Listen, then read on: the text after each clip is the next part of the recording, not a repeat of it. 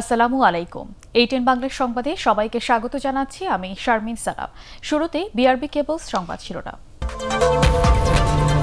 দ্বিতীয় দফায় পেছালো সাবেক প্রধান বিচারপতি এস.কে. সিনহা সহ 11 জনের বিরুদ্ধে মামলার রায়।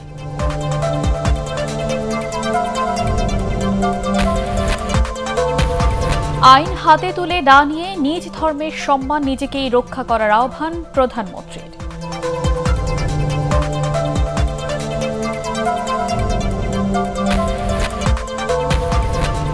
ভোটার হতে বিদেশে বসবাসরত নাগরিকদের সাড়া মিলছে না। 3 বছরে আবেদন করেছে 2000-এরও কম।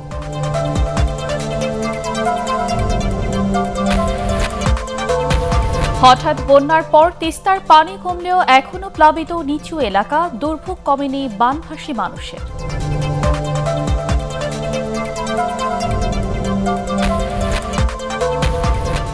এবং টি-20 বিশ্বকাপে টিকে থাকার লড়াইয়ে বিকেলে পাপুয়া নিউগিনির বিপক্ষে মাঠে নামবে বাংলাদেশ।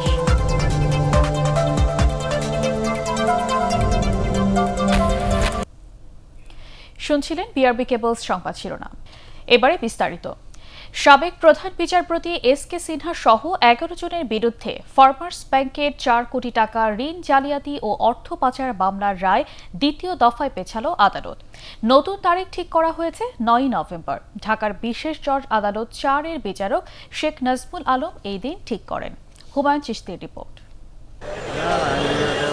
ফার্মার্স ব্যাংকের ঋণ জালিয়াতি ও অর্থ পাচারের অভিযোগে প্রধান বিচারপতি সুরেন্দ্র কুমার সিনহা সহ 11 জনের বিরুদ্ধে দুদকের মামলায় গত 5 অক্টোবর রায় দেওয়ার কথা ছিল।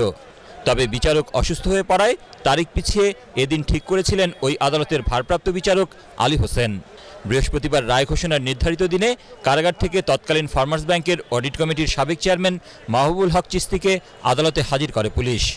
আদালতে হাজির হন জামিনে থাকা অপর 6 আসামি। তবে এদিনও রায় ঘোষণা না করে তারিখ পিছিয়ে দেন আদালত। আদেশে আদালত তারিখ পেছানোর কোনো কারণ উল্লেখ করেননি। আজকে বিচারক কোনো কারণ উল্লেখ করে বলেননি, তিনি ডেটটা পিছিয়ে দিয়েছেন।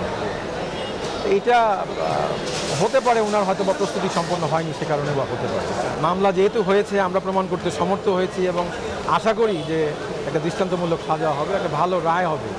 এদিন জামিনে থাকা 6 জনকে রায় ঘোষণা পর্যন্ত জামিনের মেয়াদ বাড়ানোর আবেদন করতে বলেন আদালত।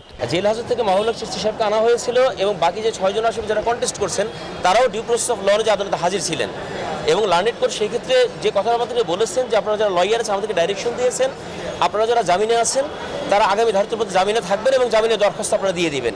এই ছিল আজকে ইনস্ট্রাকশন। আমরা সেই অনুযায়ী জামিনের দরখাস্ত দিয়েছি এবং সেটা অটোমেটিক্যালি লার্নেড কোর্টের অর্ডারে এক্সটেন্ডেড হয়ে গিয়েছে। ফার্মার্স ব্যাংক থেকে 4 কোটি টাকার ঋণ জালিয়াতি ও অর্থ পাচারের অভিযোগে 2019 সালে দুদক এ মামলা করে। গত বছর 13 আগস্ট অভিযোগ গঠনের মাধ্যমে শুরু হয় আনুষ্ঠানিক বিচার। বিচারপতি এস.কে. সিনহা সহ 4 জন এখনও পলাতক। বর্তমানে এস.কে. সিনহা বিদেশে অবস্থান করছেন। পলাতক থাকায় আত্মপক্ষ সমর্থনের সুযোগ হারান তারা। হুমায়ুন চিশতি, এটিএন বাংলা, ঢাকা। আইন হাতে তুলে না নিয়ে নিজ ধর্মের সম্মান রক্ষায় নিজেদের আহ্বান জানিয়েছেন প্রধানমন্ত্রী শেখ হাসিনা। কুমিল্লা আওয়ামী লীগের দলীয় কার্যালয়ের উদ্বোধনী অনুষ্ঠানে দেশে আর যেন কোনো সংঘাতের সৃষ্টি না হয় সেজন্য নেতাকর্মীদের নজরদারি বাড়ানোর তাগিদ দেন তিনি। এর আগে Bangabandhu Bangladesh China friendship exhibition সেন্টারের উদ্বোধনী অনুষ্ঠানে বিদেশি বিনিয়োগ করতে ব্যবসায়ীদের প্রতি আহ্বান জানান প্রধানমন্ত্রী। আপেল মাহমুদের রিপোর্ট। কুমিল্লায় পবিত্র কোরআন শরীফ অবমাননাকে কেন্দ্র করে সারা দেশে সনাতন ধর্মাবলম্বীদের ওপর হামলার জন্য দুঃখ প্রকাশ করেছেন প্রধানমন্ত্রী শেখ হাসিনা। গণভবন থেকে ভার্চুয়ালি যুক্ত হয়ে কুমিল্লা জেলা আওয়ামী লীগের দলীয় কার্যালয়ে উদ্বোধন অনুষ্ঠানে যোগ দিয়ে তিনি বলেন, অন্যের ধর্মকে হেয় করলে নিজের ধর্মকেই হেয় করা হয়। সারা দেশে পুড়িয়ে দেয়া হিন্দুদের বাড়ি নতুন করে তৈরি করে দেওয়ার ঘোষণা দেন প্রধানমন্ত্রী। যার যা নিজের ধর্মের সম্মান নিজেকে রক্ষা করতে হবে। আরেকটি কথা, আইন কেউ হাতে তুলে নেবে না। কেউ যদি অপরাধ করে সে যেই হোক, সে অপরাধীদের বিচার হবে, আমাদের সরকার সে বিচার করবে। সবাই স্বাধীনভাবে যেন ধর্ম পালন করতে পারে সেজন্য আওয়ামী লীগ নেতাকর্মীদের নজরদারি বাড়ানোর তাগিদ দেন তিনি। আওয়ামী লীগের কর্মীদেরই মনে রাখতে হবে যে আওয়ামী লীগ জন্মে প্রতিষ্ঠা হয়েছে মানুষের সেবা করতে। এটা স্বাধীনতার মুক্তিযুদ্ধ বিজয়ের পর জাতির পিতা যখন প্রত্যাবর্তন করলেন তখন তিনি যে ভাষণ দিয়েছেন সেখানেও তিনি সেই কথা বলেছেন। অনুষ্ঠানে মেঘনা নদীর নামে কুমিল্লা ও পদ্মা নদীর নামে ফরিদপুর বিভাগ করতে সরকারের পরিকল্পনার কথা জানান তিনি। বিভাগের ব্যাপারে আমি একটা সিদ্ধান্ত নিয়েছি, আমি 2টা বিভাগ বানাবো আমার 2টো নদীর নামে, একটা পদ্মা একটা মেঘনা। এর আগে রাজধানীর পূর্বাচলে 20 একর জমির ওপর 800 স্টল ধারণ ক্ষমতার Bangabandhu Bangladesh China friendship exhibition সেন্টারের উদ্বোধন করেন প্রধানমন্ত্রী। আন্তর্জাতিক বাজারে টিকে থাকতে ব্যবসায়ীদের চাহিদা অনুসারে পণ্য উৎপাদন ও সক্ষমতা বাড়ানোর কথাও বলেন শেখ হাসিনা। আমরা শুধু একমুখী হলে হবে না, কোন দেশে কোন পণ্যের চাহিদা বেশি সেটাও যেমন করবেন, সেই সাথে আমরা আরেকটা সিদ্ধান্ত নিয়েছি যে অনেক দেশে আমরাও বিনিয়োগ করতে পারি, আমাদের ব্যবসায়ীরাও বিনিয়োগ করতে পারেন, বেসরকারি খাতও বিনিয়োগ করতে পারেন। আমি ভবিষ্যতে সেই সুযোগটাও সৃষ্টি করব, তার জন্য আমরা প্রস্তুতি নিচ্ছি। যেসব দেশ উন্নয়ন সহযোগী হিসেবে কাজ করবে তাদের সাথে আগামীতে ভালো সম্পর্ক বজায় রাখার ঘোষণাও দেন প্রধানমন্ত্রী শেখ হাসিনা। আপেল মাহমুদ, এটিএন বাংলা, ঢাকা। রাজনৈতিক ফায়দা হাসিলের জন্যই সরকার সুপরিকল্পিতভাবে সাম্প্রদায়িক বিভেদ সৃষ্টি করছে বলে অভিযোগ করেছেন বিএনপির সিনিয়র যুগ্ম মহাসচিব রুহুল কবির রিজভী। বিএনপি চেয়ারপারসন বেগম খালেদা জিয়ার রোগ মুক্তি কামনা নয়াপল্টনে দলের কেন্দ্রীয় কার্যালয়ে আয়োজিত দোয়া মাহফিলে তিনি অভিযোগ করেন। রুহুল কবির রিজভীর ভাষায় বিভিন্ন স্থানে পূজা মণ্ডপে হামলার ঘটনায় জড়িত ছাত্রলীগ নেতাকর্মীদের নাম আড়াল করে বিএনপি নেতাদের নাম জড়ানো হচ্ছে। যে সরকার অত্যন্ত সুপরিকল্পিতভাবে সাম্প্রদায়িক সম্প্রীতি বিনষ্ট করার জন্য পবিত্র কোরআন শরীফের অবমাননা এবং হিন্দু সম্প্রদায়ের উপর আক্রমণ, তাদের পূজা মণ্ডপে ভাঙচুরের মতো ন্যাক্কারজনক কাজ করেছে। এখানে কোনো সম্প্রদায়ের মধ্যে কোনো বিভেদ ছিল না। এই বিভেদ যেমন করেছেন রাজনীতিতে, দলে দলে বিভাজন বিভেদ তৈরি করেছেন, এখন সম্প্রদায়ের মধ্যে বিভেদ তৈরি করেছেন। পৃষ্ঠপোষকতার মাধ্যমে সাম্প্রদায়িকতাকে উস্কে দেওয়া হচ্ছে বলে মনে করেন ট্রান্সপারেন্সি ইন্টারন্যাশনাল বাংলাদেশ টিআইবির নির্বাহী পরিচালক ডক্টর ইফতেখারুজ্জামান। সাম্প্রদায়িক সহিংসতাকারীদের প্রণোদনা দেওয়া হচ্ছে অভিযোগ করে তিনি বলেন, সাম্প্রদায়িক সহিংসতা বন্ধে রাজনৈতিক সহিংসতা বন্ধ করতে হবে। সরকারি সেবায় প্রান্তিক জনগোষ্ঠীর অভিগম্যতা নিয়ে টিআইবির ভার্চুয়াল সংবাদ সম্মেলনে ডক্টর ইফতেখারুজ্জামান এসব কথা বলেন। এর আগে গবেষণা প্রতিবেদনে জানানো হয় দেশে 3 কোটি প্রান্তিক জনগোষ্ঠী রয়েছে, তারা সরকারের সামাজিক সুরক্ষা ও প্রাতিষ্ঠানিক সহায়তা ঠিকমতো পান না। এতে টেকসই উন্নয়ন লক্ষ্যমাত্রা অর্জন বাধাগ্রস্ত হতে পারে বলেও এ সময় জানানো হয়। এক ধরনের পৃষ্ঠপোষকতার মাধ্যমে সাম্প্রদায়িকতাকে উস্কে দেওয়া হয়েছে, যেটি শুরু হয়েছিল একটা সাংবিধানিক পরিবর্তনের মাধ্যমে। বিভিন্ন ভাবে সাম্প্রদায়িক শক্তির সাথে যোগসাজশ করেছেন, তাদেরকে সুরক্ষা দিয়েছেন। সাম্প্রদায়িক শক্তির প্রতি যে রাজনৈতিক পৃষ্ঠপোষকতা, সেটিকে বন্ধ করতে হবে, চিরতরে নির্মূল করতে হবে। এই যে এক ধরনের আঘাত সৃষ্টি হয়েছে সাম্প্রদায়িকতার সমর্থনে, সেটিকে ভাঙতে হবে।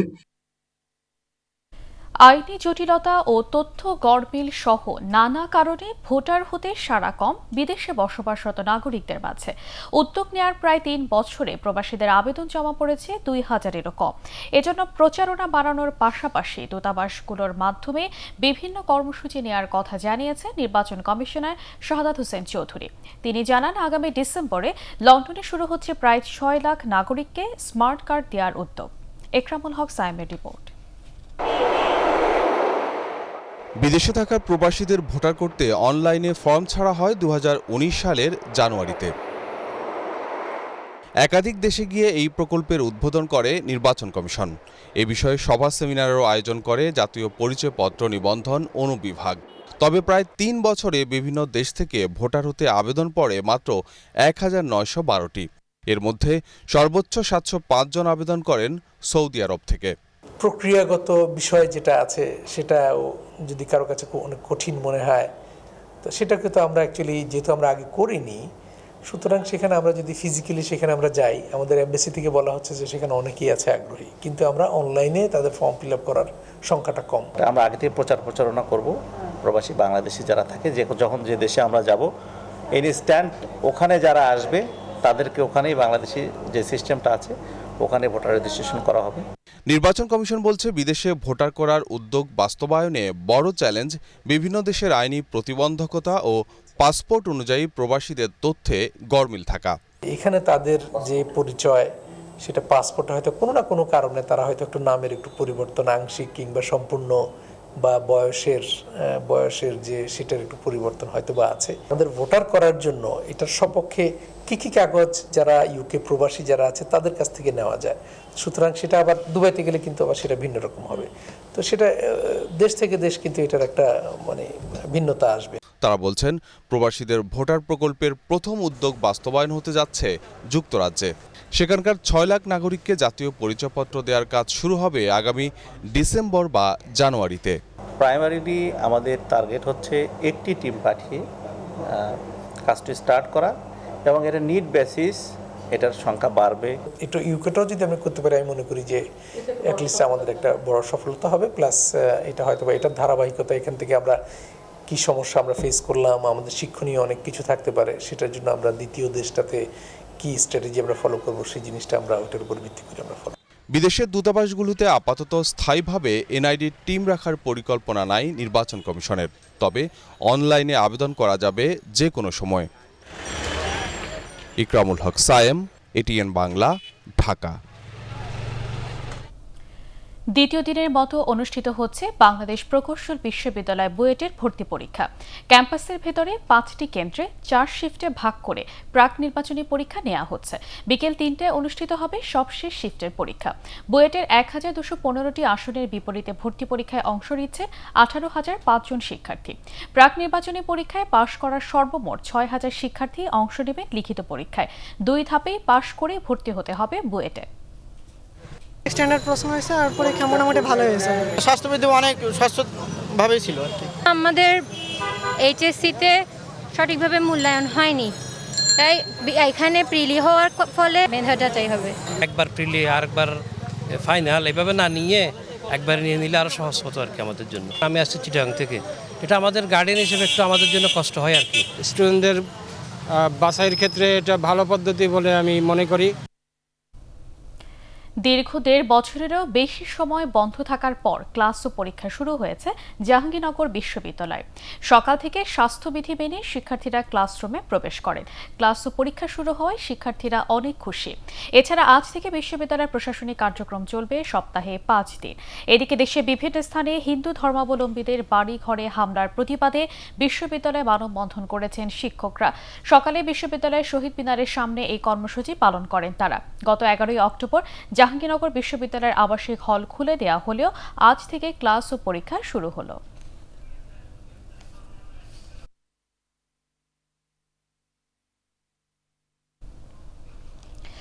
একাত্তরে মানবতা বিরোধী অপরাধে ময়মনসিংহের 12 জনের বিরুদ্ধে গ্রেপ্তারি পরোয়ানা জারি করা হয়েছে। আন্তর্জাতিক অপরাধ ট্রাইব্যুনালের চেয়ারম্যান বিচারপতি শাহিনুল ইসলামের নেতৃত্বে 3 সদস্যের ট্রাইব্যুনাল আজ এ আদেশ দেন। আদালতে রাষ্ট্রপক্ষে ছিলেন প্রসিকিউটর মোখলেসুর রহমান বাদল ও তাপস কান্তি বল। আসামিদের বিরুদ্ধে হত্যা, গণহত্যা, অপহরণ, নির্যাতন, লুণ্ঠন সহ মানবতা বিরোধী অপরাধের অভিযোগের তদন্ত শেষ পর্যায়ে বলে জানান রাষ্ট্রপক্ষের আইনজীবীরা। নীলফামারী, লালমনিরহাট ও কুড়িগ্রামে হঠাৎ বন্যার পর তিস্তা নদীর পানি কমলেও এখনও প্লাবিত নিচু এলাকা, তাই দুর্ভোগ কমেনি বানভাসী হাজারো মানুষের। এদিকে পানি নামতে থাকায় কুড়িগ্রামে দেখা দিয়েছে নদী ভাঙন। প্রতিনিধিদের তথ্যচিত্রের ভিত্তিতে রিপোর্ট করছেন বিপ্লব রায়। পানি উন্নয়ন বোর্ডের তথ্য অনুযায়ী গতকাল নীলফামারীতে তিস্তার পানি হঠাৎ বেড়ে বিপদসীমার 70 সেন্টিমিটার উপর দিয়ে প্রবাহিত হতে থাকে। এ সময় ফ্লাড বাইপাস সহ তিস্তা বাঁধের অন্তত 9টি স্থান ভেঙে পানিতে হু হু করে তলিয়ে যায় নদী তীরবর্তী এলাকা। কিন্তু নদীর পানি কমে এখন বিপদসীমার 30 সেন্টিমিটার নিচে নামলেও দুর্ভোগ কমেনি বানভাসীদের। তারা বলছেন, হঠাৎ অকাল বন্যায় বাড়িঘর, ক্ষেত খামার নষ্ট হয়ে গেছে। ধান মনে ভাঙি গেছে, কিছু তলে গেছে, কিছু ভাসি গেছে ধান। আমার ঘর বাড়ি ভাঙ্গি যাবা লাগছে, এলা কি করি এটা বাঁচমো আর কি করি থাকমো। বসে এই টাইমে করি আলু গাড়ি, এবার গাছটি ডাইরেক্ট ধানের হুই গাড়ার পর পানি উঠে যা সম্পূর্ণ আলু মনে করে নষ্ট হয়ে গেল। এদিকে কুড়িগ্রামে পানির তীব্র স্রোতে বিভিন্ন স্থানে শুরু হয়েছে নদী ভাঙন। এসব এলাকায় জরুরিভাবে বালু ভর্তি জিও ব্যাগ ফেলে ভাঙন ঠেকানোর চেষ্টা চলছে বলে জানিয়েছে পানি উন্নয়ন বোর্ড কর্তৃপক্ষ। কিছু কিছু স্থাপনা ক্ষতিগ্রস্ত হয়েছে, যেমন কালীগঞ্জে একটা টি হেড করে নিয়ে 200 মিটার ভেঙে গেছে। তারপরে আমাদের শোলমারি পারে কিছু ক্ষতি হয়েছে। বন্যা পরিস্থিতি অপরিবর্তিত লালমনিরহাটেও। জেলার হাতীবান্ধা, কালীগঞ্জ, আদিতমারি ও সদর উপজেলার 14টি ইউনিয়নের অন্তত 10,000 পরিবার পানিবন্দী হয়ে আছে। দুর্গতদের মধ্যে দেখা দিয়েছে খাবার ও বিশুদ্ধ পানির সংকট। তাদের জন্য 70 টন চাল ও 5 লাখ টাকা বরাদ্দ দেওয়া হয়েছে বলে জানিয়েছে জেলা প্রশাসন। ক্ষতিগ্রস্ত এলাকা আমি নিজে এবং অন্যান্য আমার সহযোগীগণ উপযোগ করছি, বিভিন্ন এলাকায় আমরা ত্রাণ সহায়তা দিচ্ছি। সরকারি সহযোগিতা পেলে আবার ঘুরে দাঁড়ানো সম্ভব বলে আশা করছেন ভুক্তভোগীরা। বিপ্লব রায়, এটিএন বাংলা। টি-20 বিশ্বকাপের খবর।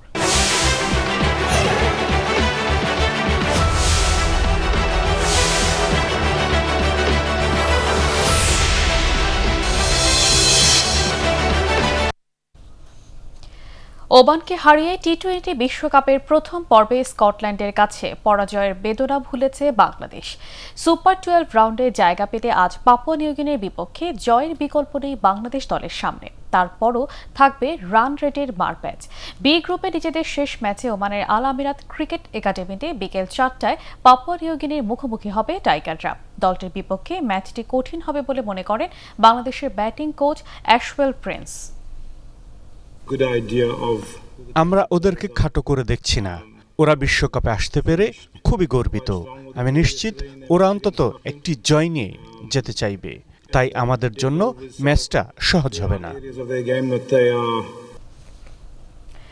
টি-20 বিশ্বকাপের প্রথম পর্বে বাংলাদেশ গ্রুপ চ্যাম্পিয়ন কিংবা রানার্স আপ যাই হোক, সুপার 12-এ খেলবে ভারত, পাকিস্তান, আফগানিস্তান এবং নিউজিল্যান্ডকে নিয়ে গড়া গ্রুপ 2-তে। তবে হঠাৎই এই সিদ্ধান্ত বদল করেছে আইসিসি। এতে Bangladesh B group runners up হলে এই গ্রুপে না পড়ে ইংল্যান্ড, অস্ট্রেলিয়া, দক্ষিণ আফ্রিকা এবং ওয়েস্ট ইন্ডিজের গ্রুপ 1-এ পড়বে। এক সংবাদ বিজ্ঞপ্তিতে আইসিসি জানায় তাদের আগে নেওয়ার সিদ্ধান্তে বদল এসেছে।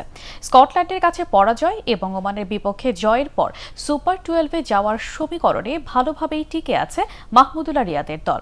তবে পাপুয়া নিউগিনিকে হারালেও বাংলাদেশ গ্রুপ চ্যাম্পিয়ন হবে কিনা সে শঙ্কা রয়েই গেছে। আবুধাবিতে টি-20 বিশ্বকাপের প্রথম পর্বে আয়ারল্যান্ডকে 70 রানে হারিয়েছে শ্রীলঙ্কা। এই জয়ে সুপার 12-এ ওঠা অনেকটাই নিশ্চিত করেছে লঙ্কানরা। শেখ জায়েদ স্টেডিয়ামে আগে ব্যাট করতে নেমে জোশুয়া লিটলের বোলিং তোপে মাত্র 8 রানে 3 উইকেট হারায় শ্রীলঙ্কা।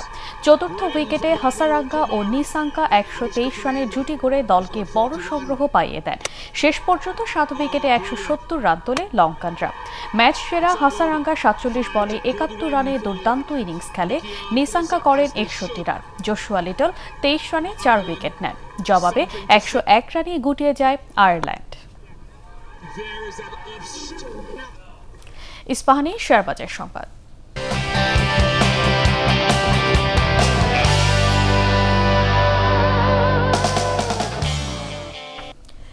সপ্তাহের শেষ কার্যদিবসে আজ ঢাকা স্টক এক্সচেঞ্জের সূচকে পতন চলছে। দুপুর 1:20 পর্যন্ত ডিএসসি 3টি সূচকে নিম্নমুখী থেকে লেনদেন করছে।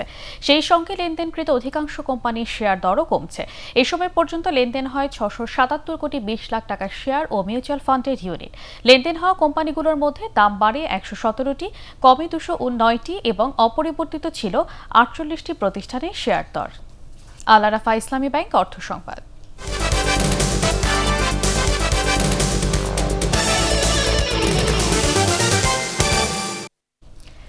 বরেন্দ্র অঞ্চলের মাটিতে মরুর দেশের খেজুর চাষ করে সফলতা পেয়েছেন চাঁপাইনবাবগঞ্জের নাচুরের ভেরেন্টি গ্রামের বেকার যুবক ওবায়দুল ইসলাম রুবেল। তার এই সাফল্য এলাকায় ব্যাপক সাড়া ফেলেছে। অনেকেই আগ্রহী হয়ে উঠছেন খেজুর চাষে। এইচএসসি পাশ করা রুবেল ফেসবুকে দেশের কয়েকটি স্থানে খেজুর চাষের খবর দেখে বাণিজ্যিকভাবে তা চাষে উদ্বুদ্ধ হন। এরপর সৌদি প্রবাসী স্বজনদের সাথে যোগাযোগ করে সেখান থেকে বীজ সংগ্রহ করে 2017 সালে বাড়ির পাশে 1.5 বিঘা জমিতে 830 চারা রোপণ করেন তিনি। চারা রোপণের 1.5 বছর পর 2-1টি করে ফল আসে। তবে এবছর প্রায় 200 গাছে অনেক ফল এসেছে। 2 বছরে প্রায় 16 লাখ টাকার ফল ও চারা বিক্রি করেছেন রুবেল। আন্তর্জাতিক সংবাদ।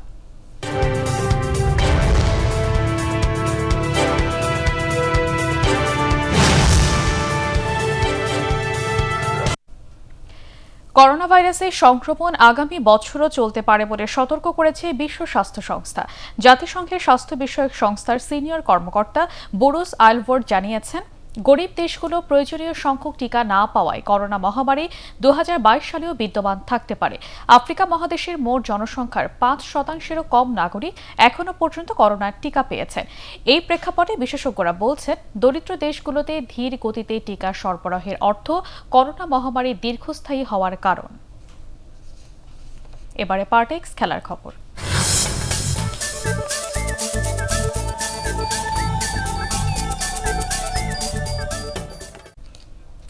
উয়েফা চ্যাম্পিয়ন্স লিগের গ্রুপ পর্বে ফেভারিটলাই জয় পেয়েছে। স্প্যানিশ জায়ান্ট বার্সেলোনা পরাজিত করেছে ইউক্রেনের দল ডায়নামো কিয়েভকে। ঘরের মাঠে জয়সূচক একমাত্র গোলটি করেন জেরার্ড পিকে।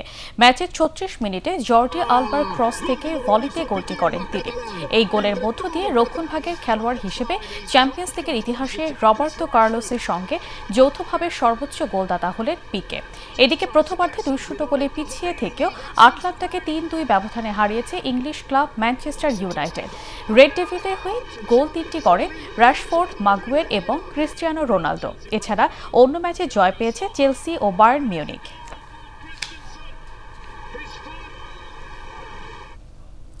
শেষ করার আগে বিআরবি কেবলস সংবাদ শিরোনাম আরেকবার।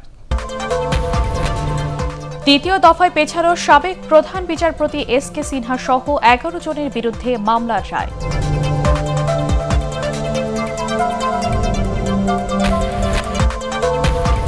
আইন হাতে তুলে না নিয়ে নিজ ধর্মের সম্মান নিজেকেই রক্ষা করার আহ্বান প্রধানমন্ত্রী।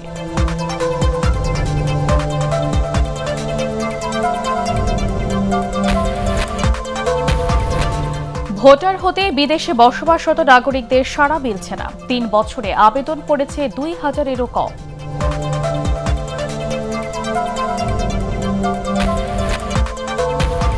হঠাৎ বন্যার পর তিস্তার পানি কমলেও এখনো প্লাবিত নিচু এলাকা। দুর্ভোগ কমেনি বানভাসী মানুষের।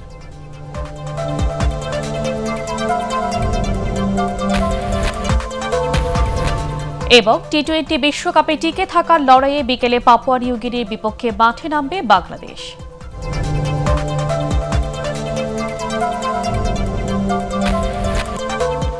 পরবর্তী সংবাদ দেখার আমন্ত্রণ জানিয়ে এখনকার মতো শেষ করছি।